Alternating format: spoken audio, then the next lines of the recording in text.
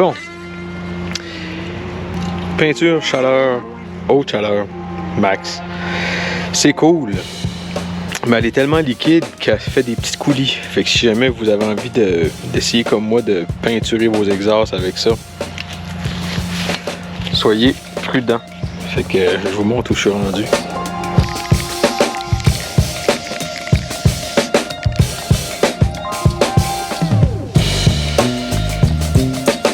Je pense que ça fait une belle job, un peu grossière, mais ça va être cool.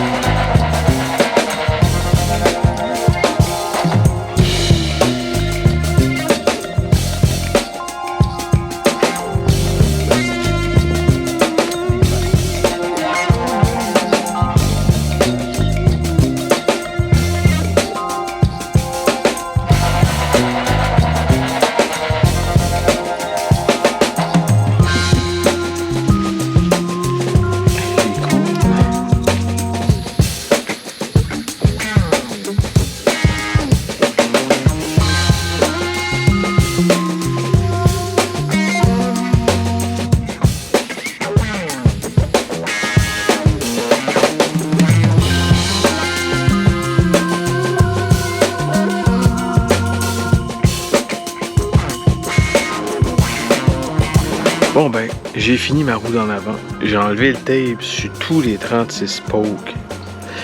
T'es un peu fier. C'est ça que ça fait quand on travaille fort. Quasiment envie de me pavaner avec. Super cool. La rime noire, le milieu, tout ça noir.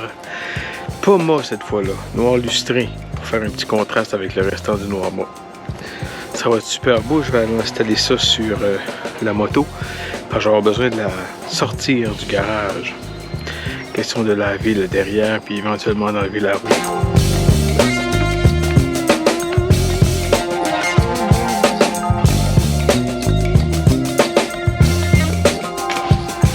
Yeah! Bon, on vient de recevoir la flotte de chez Honda. Pièce originale. C'est quasiment 75$ cette affaire-là. Cette affaire de plastique, c'est ridicule. Mais toujours est-il que le vendeur m'expliquait que ça se peut très bien que la flotte originale qu'il y a dans la moto, que elle soit percée et puis qu'il y a du gaz qui rentre dedans puis qu'elle se referme pas bien. Ça peut être ça. Ou ben non, ça peut être la soupape de flotteur qu'elle appelle. Là, vous allez trouver que je connais ma shit pas mal, mais c'est écrit sur l'emballage. Et puis, je vais vous montrer. Ceci. Donc, on va la placer dedans. On va tout placer ça dans le carbu. Il va manquer un seal, en fait, que j'ai commandé sur Internet, que je m'attends d'avoir d'ici 2039. Vive les plaisirs de eBay. Bref.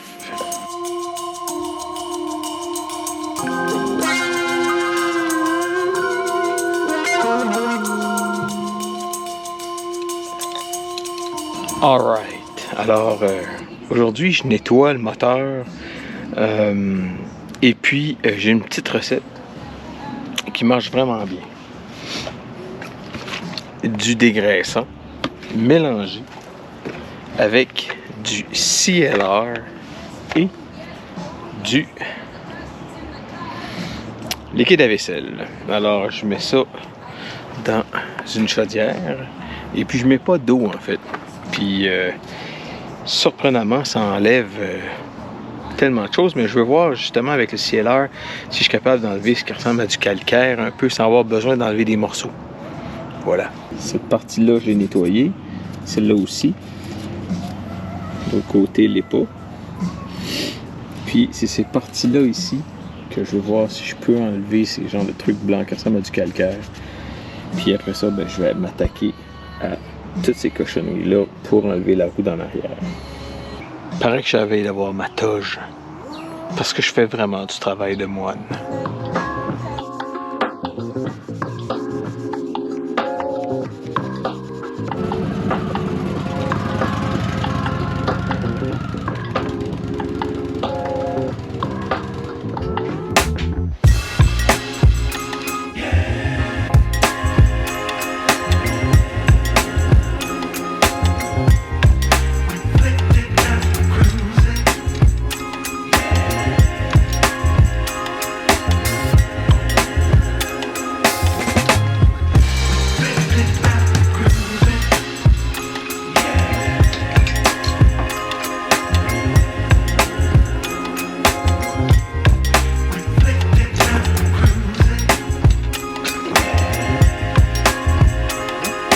Regardons à cette heure l'état du frein arrière.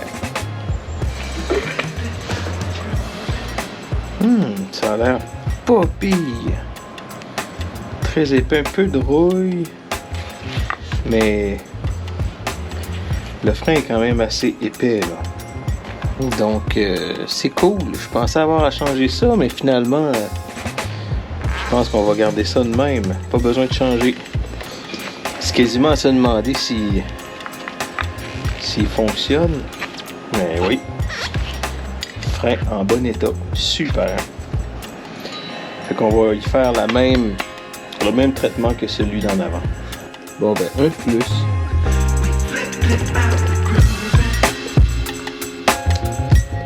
Bon ben, j'ai réussi à enlever le sprocket de l'avant. Et puis, ok, c'était pas si compliqué que ça.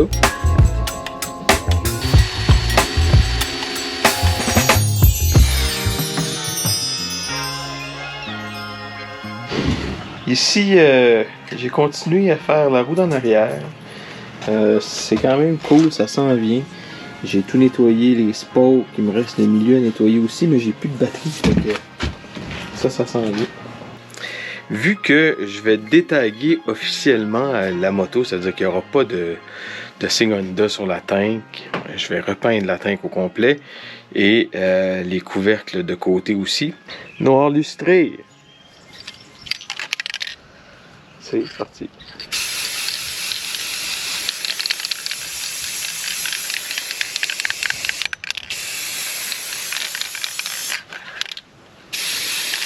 Première couche.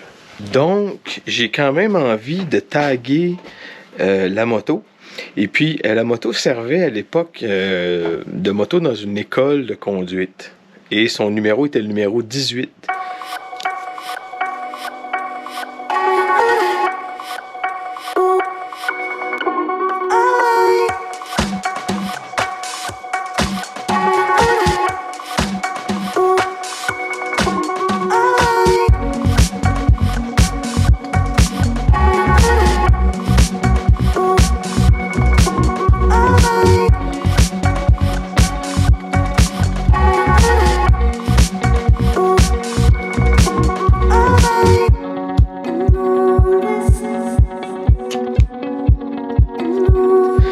Donc sur le compteur, en fait, celui de droite, qui indique le neutre, les lumières, les hauts, pis ça, même pas d'RPM, il y avait un petit sticker numéro 18 en blanc. Je vais essayer de retrouver un approximatif de petits collants. Pardon. Je vais essayer de trouver un petit semblant de collant, comme à l'époque. Donc, j'ai hâte de voir ce que ça donne, ce que ça va donner, mais j'ai l'impression que ça va être cool. Bon ben, la revoilà rebaptisée 18, comme supposé, comme était son numéro au départ, et il reste d'autres 18 pour taguer d'autres places. Hey, aujourd'hui on strip de la peinte. On enlève la peinture. Alors, sur la tank, ce que je fais, j'enlève le petcock. Et puis, ben c'est ça. On va mettre un genre d'équivalent d'acétone sur la peinture. On va mettre nos gants. Et puis, on va laisser ça réfléchir dans le temps que ça se défait.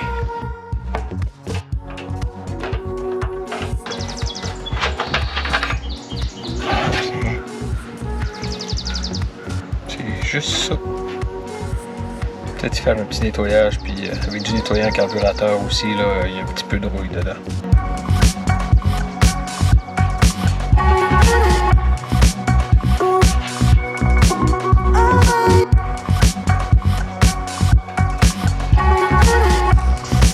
Fait qu'on voit ce que l'acétone fait à la peinture. Les côtés, c'est un peu plus difficile. Ça fait de la peine un peu d'enlever le crest, mais ça ressemble à ça. Bon ben,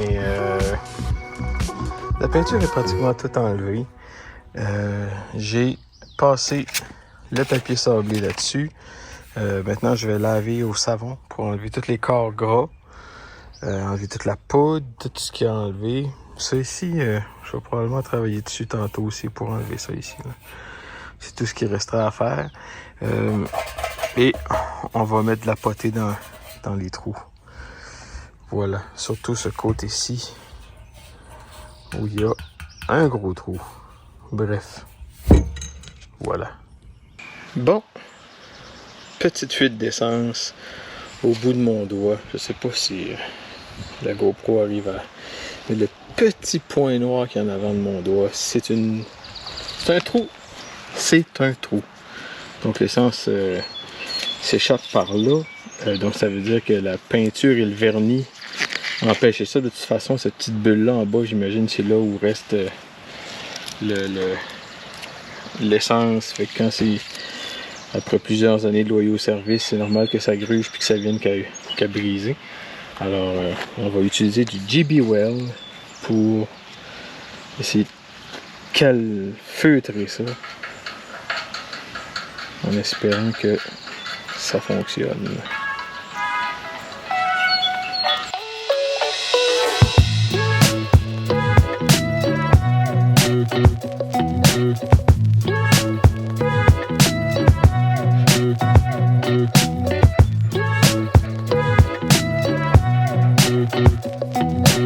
Bon, à cette heure, moment tant attendu, je suis vraiment content.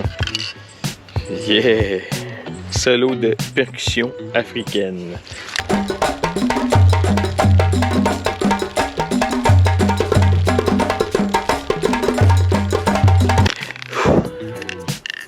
C'est parti.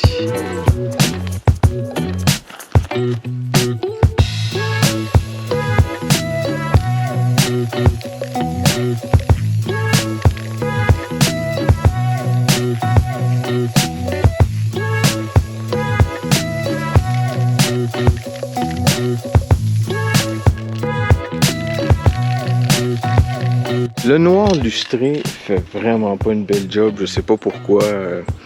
Fait que pour cacher en fait, parce que la potée paraît beaucoup. Fait que j'ai l'impression que je vais être obligé de mettre du noir mat finalement parce que ça va unir les différentes surfaces. Là présentement, c'est pas terrible, je dirais. C'est la vie. Puis l'inexpérience qui parle. C'est ce que ça donne. Grosso modo. Puis on voit ici les démarcations justement de la potée. Fait que je trouve ça un peu moyen. Ces côtés ici c'est beau. Mais de l'autre bord,